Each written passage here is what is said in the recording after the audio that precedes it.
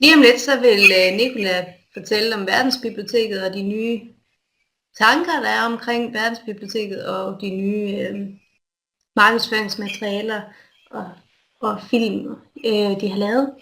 Og så bagefter, så kan I gå ind og skrive ind i Moodle, hvis I har nogle kommentarer og sådan noget. I kan også komme med kommentarer allerede her efter Nicola er færdig med at fortælle. Og så er der også en lille quiz inde i Moodle, hvor I kan teste, om I kan finde ud af at bruge verdensbiblioteket, om I støder på et eller andet, som Nicola hun skal have at vide er vanskeligt.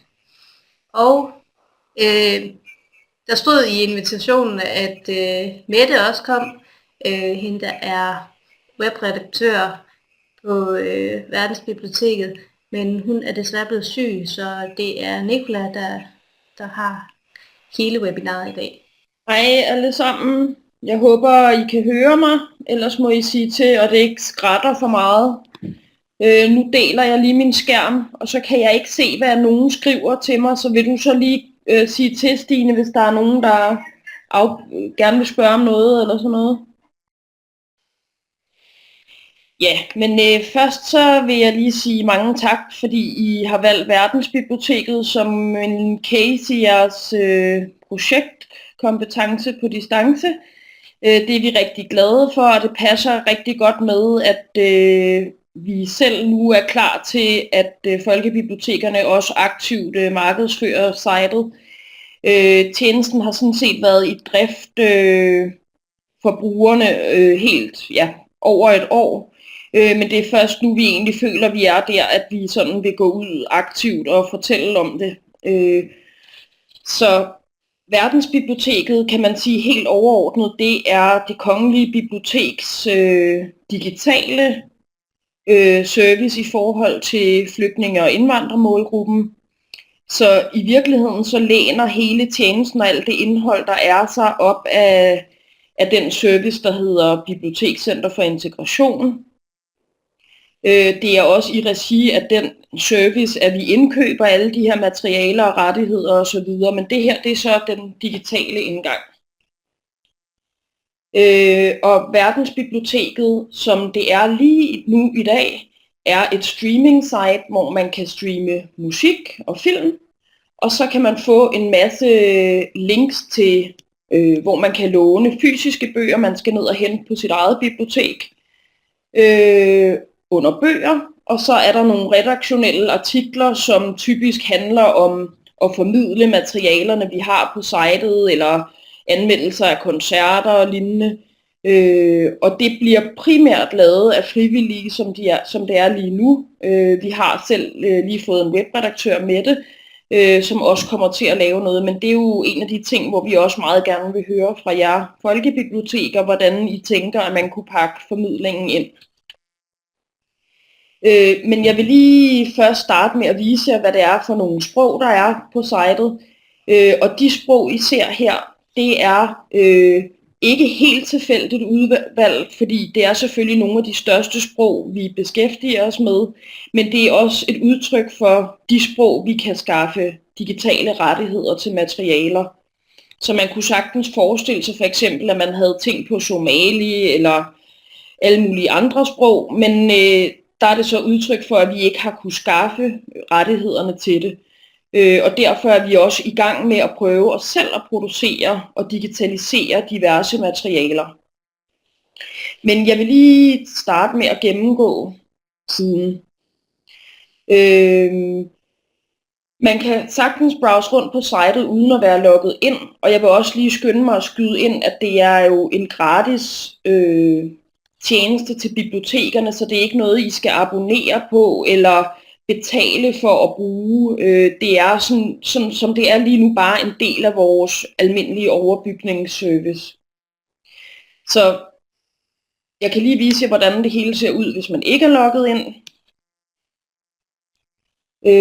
Her er vi inde på musikalbums, og der har jeg lige fået at vide i går, at der kommer 800 nye albums på i løbet af de næste par uger, men lige pt. Er der, jeg tror der er 500-600 albums. Så kan vi vælge et sprog, og så ser man så alt hvad der er på arabisk, og hvis man går ind på et specifikt album, og ikke er logget ind, så ser det sådan her ud. Man kan selvfølgelig også logge ind op for oven, men det er de færreste brugere, der vil gøre det i praksis. Og så er det, man når hertil. Og der er der så mulighed for at logge ind med NemID og med bibliotekslogin. Og der vil jeg lige knytte en lille bemærkning på, fordi vi får rigtig mange spørgsmål om asylansøgere, som ikke har et NemID eller måske ikke har et lånerkort. Hvordan kan de bruge tjenesten? Og det vi hører fra de fleste kommuner, det er, at man sagtens kan give dem et lånerkort i biblioteket, baseret på det ID-kort, man får udleveret, når man er asylansøger. Og på baggrund af det lånerkort kan man så bare logge ind som biblioteksbruger. Nu logger jeg lige ind her.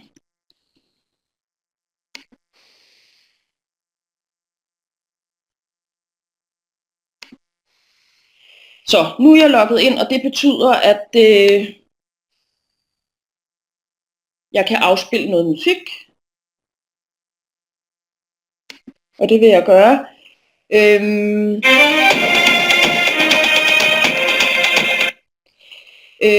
Og så er det første spørgsmål dukker op, hvordan kan man som bruger, der måske overhovedet ikke forstår dansk, finde ud af det her, altså folk, der måske ikke er vant til at bruge Borger.dk og NemID osv. osv.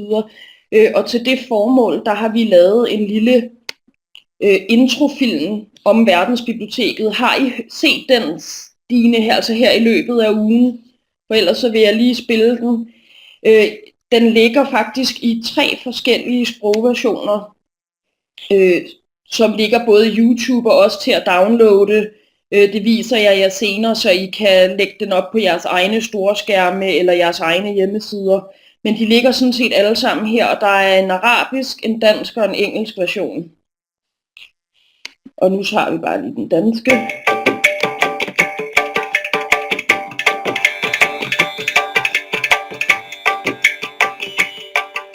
Verdensbiblioteket.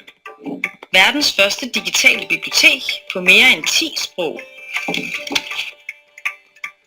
På Verdensbiblioteket kan du se film, høre musik fra hele verden og låne tusindvis af bøger på dit sprog.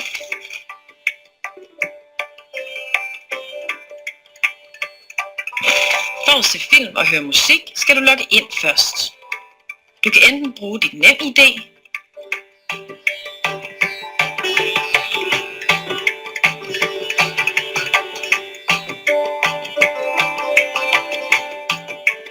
eller dit bibliotekslogin.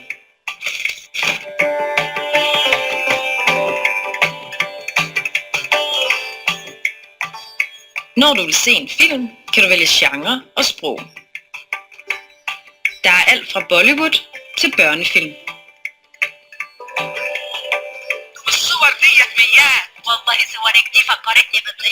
Verdensbiblioteket kan også bruges på din mobil eller tablet. Vælg dit sprog og gå på opdagelse i film og musik.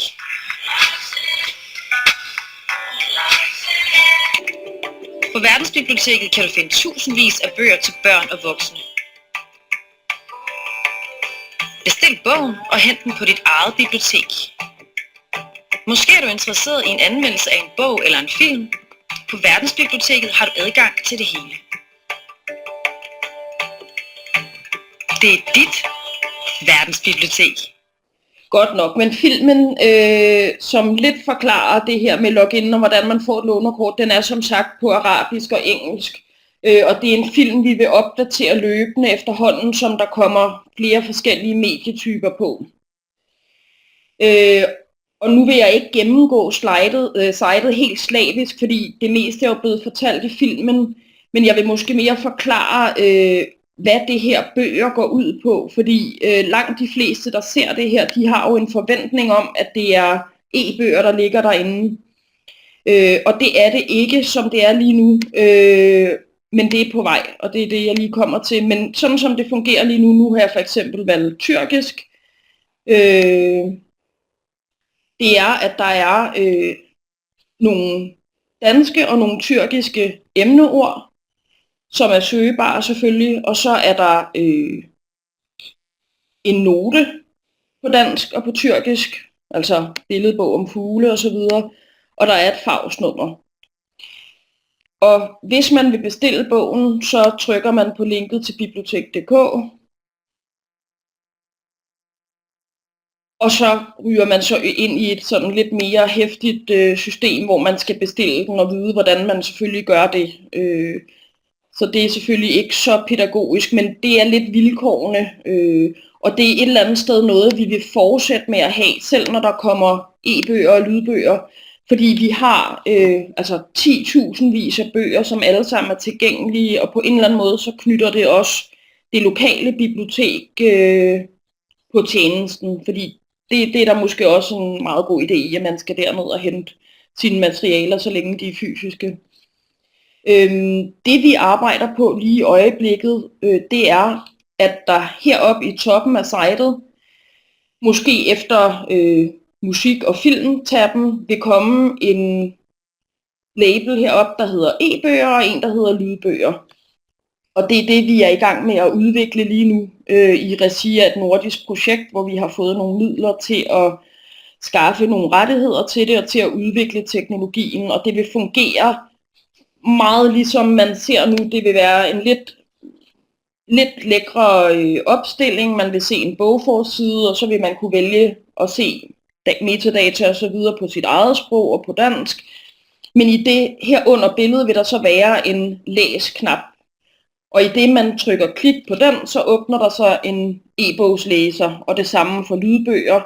Trykker man afspil, jamen så får man en player til lydbøger, fuldstændig som man kender det fra e-regionen. Så det er selvfølgelig noget af det allermest interessante, som er på trapperne lige nu.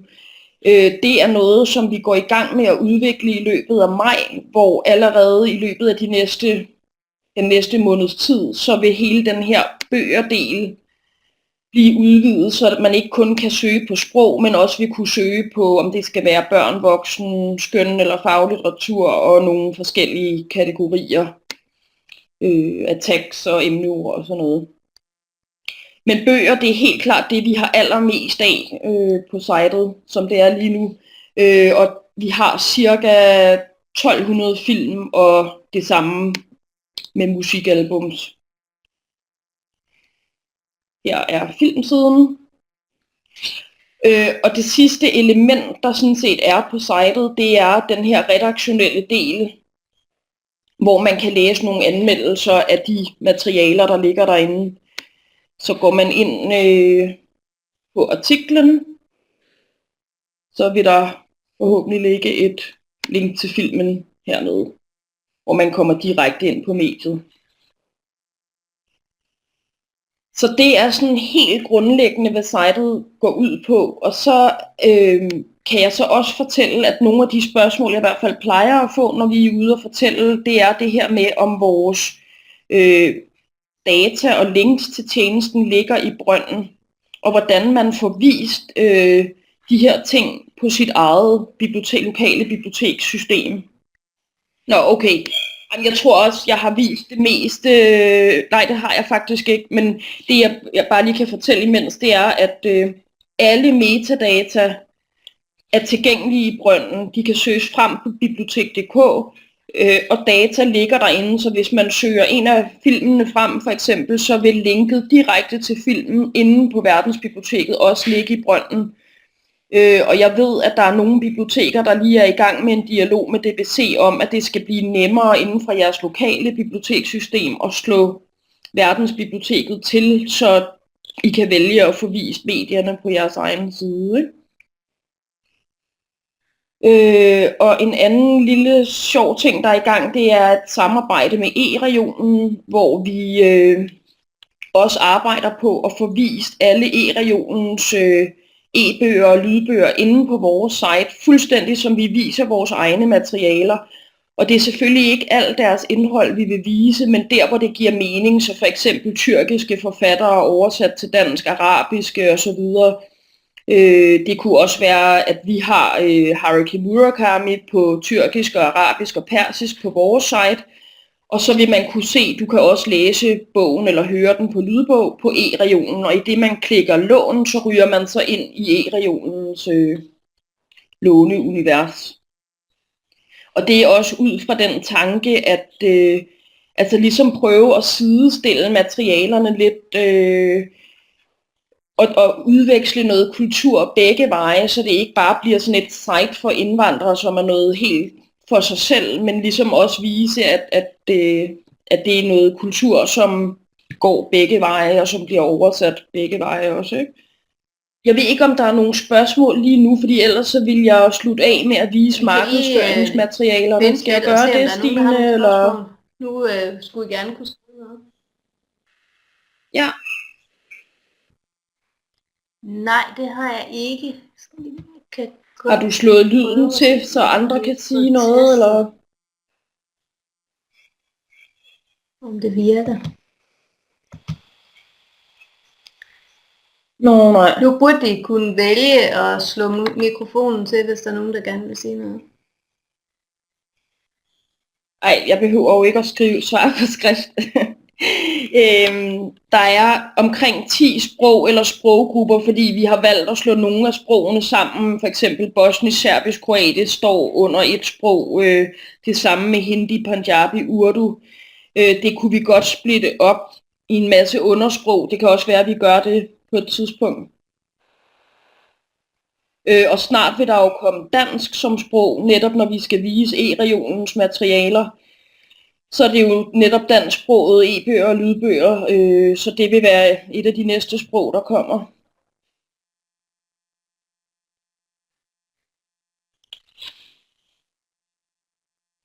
Ja, det er også et af de spørgsmål, vi altid får. Altså, Verdensbiblioteket er et dansk site grundlæggende i sin navigationsstruktur, fordi vi simpelthen ikke har hverken kræfterne eller ressourcerne til at oversætte alle siderne til forskellige sprog.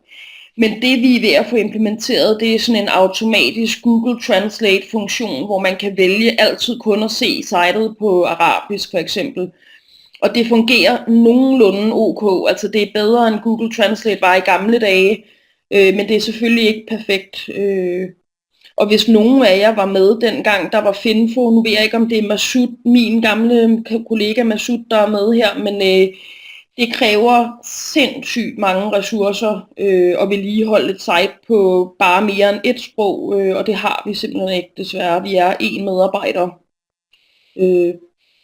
Ja, fuld tid.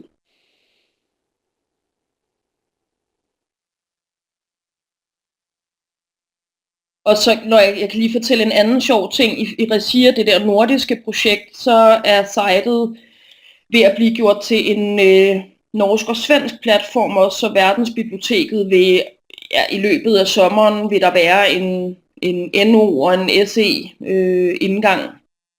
Og der bliver det jo så selvfølgelig et norsk og svensk site, hvor vi kun, altså, men metadata vil stadigvæk være på originalsprog og på dansk højst sandsynligt. Men det er jo ikke så interessant i Danmark. Jo, vi har i rigtig, rigtig lang tid fået forespørgsler på markedsføringsmaterialer, og de er endelig klar nu. Det er simpelthen lige i går, at vi har sendt en nyhed, eller i morges tror jeg endda, at vi har sendt en nyhed om, at nu kan man gå ind og downloade diverse ting. Så inde på vores egen hjemmeside, der er der en lille markedsføringsknap her. Og det der er pt. Af markedsføringsmaterialer, det er de 3 film, som jeg viste jer den danske udgave af. Og der kan I både embedde den på jeres egne sider, eller dele den på Facebook, eller hvad I nu har af kanaler som YouTube-video, men I kan også downloade den fulde film, og det vil jeg helt klart anbefale til storskærme og sådan noget, fordi der skal det være en lidt højere opløsning end YouTube.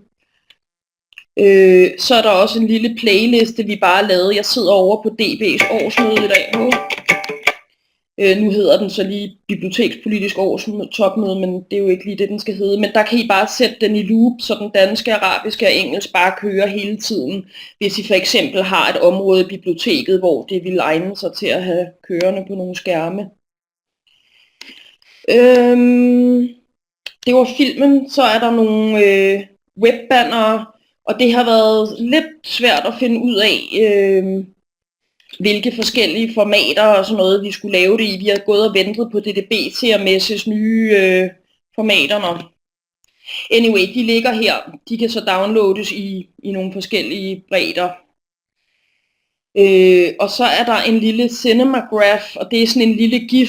Den er der et par stykker af. Og det er simpelthen bare en meget kort sekvens, hvor personen smiler eller blinker med øjnene, men det skaber sådan lidt mere dybde. Især på sociale medier virker det bedre end almindelige bannere. Og det der selvfølgelig er meningen, det er, at vi også skal sprogversionere de her ting, så vi vil have nogen på arabisk og persisk og tyrkisk og så videre. Det skal vi nok lægge op, så snart vi har fået oversat det. Så snakkede jeg også lidt med Stine om, at der findes et eller andet sted, hvor vi kan uploade de her ting, så I selv kan redigere i det og eventuelt sætte jeres eget website-adresse ind og sådan noget. Det skal jeg bare lige have fundet ud af, hvor er. Om det er noget centralbibliotek.dk eller hvad. Så er der alle logoerne i forskellige formater, man kan downloade, og der er en t-shirt, man kan bestille gratis, indtil der ikke er flere i forskellige størrelser. Og det er selvfølgelig, altså I må meget gerne selv gå i dem, men vi har også lidt tænkt det som, at man kunne bruge det som en lille konkurrenceting, at man kunne udlodde nogle t-shirts, hvis folk svarede på nogle spørgsmål om sitet, eller altså til slutbrugere. Så er der nogle bogmærker, fysiske bogmærker, som I kan bestille gratis også. Der er 2 forskellige versioner. Jeg ved ikke, om de ligger herinde. Det er meget småt, det her. Og det er selvfølgelig ting som sådan et handout, altså flyer-agtig ting. Og sidst men ikke mindst, så kan I bestille et banner, og det koster så desværre noget, fordi de er ret dyre at lave. Men det er sådan et standardbanner med fod på, som man kan sætte op i det fysiske rum. Og der kan man bestille ind, der samler vi lidt sammen ind til 1. maj, så det bliver så billigt som muligt. Men gå endelig ind og bestil. Og det er vi selvfølgelig meget interesserede i at høre, altså hvad I ellers kunne bruge af ting og sager, om der er noget, der egner sig bedre. Vi har haft rigtig meget fokus på det digitale selv, fordi vi ikke har så mange penge til fysiske ting, så når vi selv arbejder med at udbrede det her, så er det meget Facebook og muligvis også Instagram og andre kanaler, hvor vi vil prøve at få nogle kampagner ud og arbejde på forskellige sprog også. Det er sådan der, vi lidt selv lægger vores fokus, og der er det jo de her forskellige digitale ting.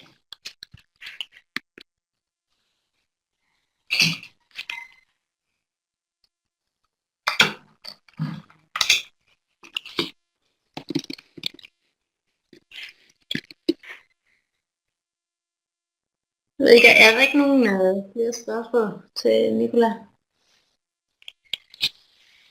Ellers så tager jeg og lægger den her, så lige at redigere lidt i det, vi har lavet i dag, og så lægger jeg det ud på Moodle, og så kan I komme med jeres kommentarer, og så giver jeg dem videre til Nicola bagefter.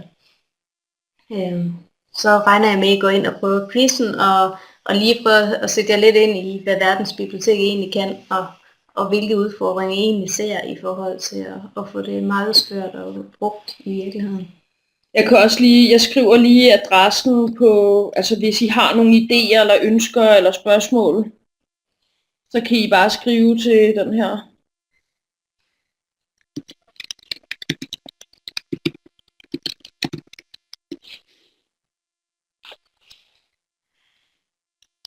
Og min adresse her.